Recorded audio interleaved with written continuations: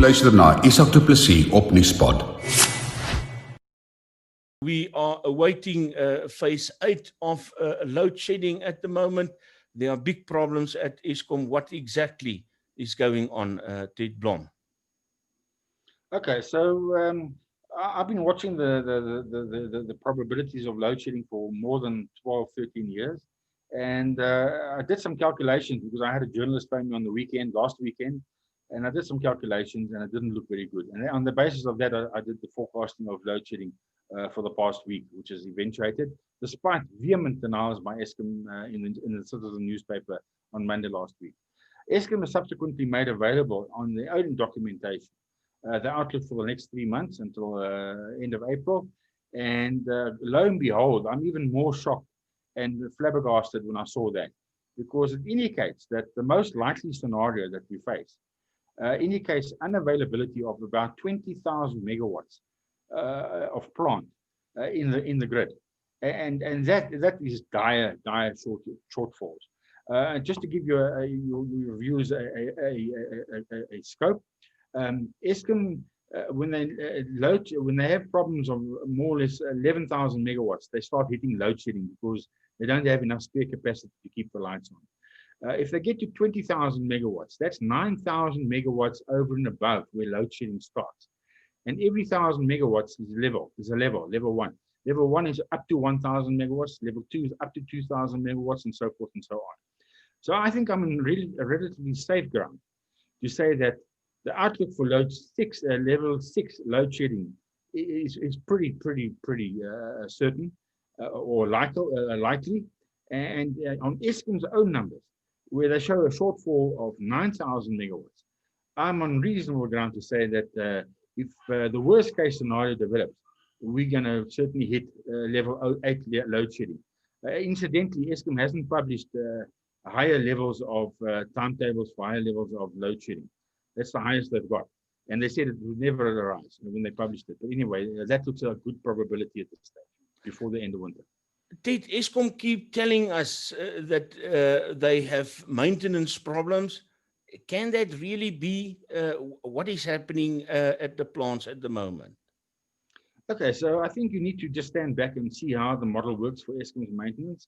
The current scenario is that most of the maintenance is subcontracted out to people my age and older who had Eskom experience and were cut loose from the organization over the last 20 years. That's the one issue. The second issue is budgetary constraints, because Eskom's still funding 20,000 people excess on the payroll at an average salary of R1 million a head that are not performing and are not competent to do the job. By their own definition, the president's announced that, so it's no secret from me to announce or to confirm that. I worked that out many years ago. And the second issue is they haven't got funds, so they don't have the competency in-house, it's outsourced. The people that they're outsourcing to are now old. They're no longer youngsters who can work through the night 7 days a week. Thirdly, the people at Eskom who should be checking this work for quality and standards are not competent. If you can't do the job yourself, then the likelihood of you being able to inspect it for quality is very, very low. And that's what's happened. The same units that have been fixed up, they're not new units. They don't come out of the bush. They're there. They are the old 12 sisters, plus the new stuff that has come on in the last, or tried to come on in the last 10 years. They've been around for 40 years, or 30 years plus. By now, you would have expected everybody to have quite a good grasp. It's like fixing your lawnmower. You're fixing your car. It's not a new lawnmower. It's not the neighbor's lawnmower. It's the one that you bought at Macro or wherever you bought it. You should know by after 12 years or 40 years, you should know what goes wrong and what you need to keep the spare parts for, etc., etc. And unfortunately, because there's been a churn in the Eskom staff complement, that know-how, that IP or EQ or whatever you want to call it, has disappeared. The new guys come there. I'm famously informed that at every meeting, one person from the private sector rocks up and about 20 so-called engineers from Eskom rock up. And then within half an hour, they start arguing with each other. And then typically my consultants say, hang on, guys, I don't get paid for listening to disputes. sort it out and call me back once you can agree on what you want to do. Ted, what is the outlook for the near future and also for the next 5 years? Can we expect that Eskom will up its game? Man, you're asking somebody to pick himself up by his shoelaces, and I don't know whether that's possible. I wish it was, and I wish I could say yes, but realistically, that very seldom happens. What I think we need, and I'm making a plea to the minister, is for heaven's sake, please look after the country, look after the people, look after the jobs, release the stranglehold on energy generation. Let the public sector get involved. They'll bring the money, they'll do the stuff, and they'll do it at less than half the price at what Eskom's killing us with at the moment.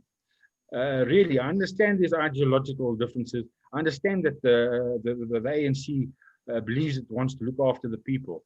The proof of the pudding is in the bad job that we had done at Eskom since 2001, and certainly in 2001, Eskom won the World Utility of the Year award for being the most reliable, energy available, and cheapest utility in New York City.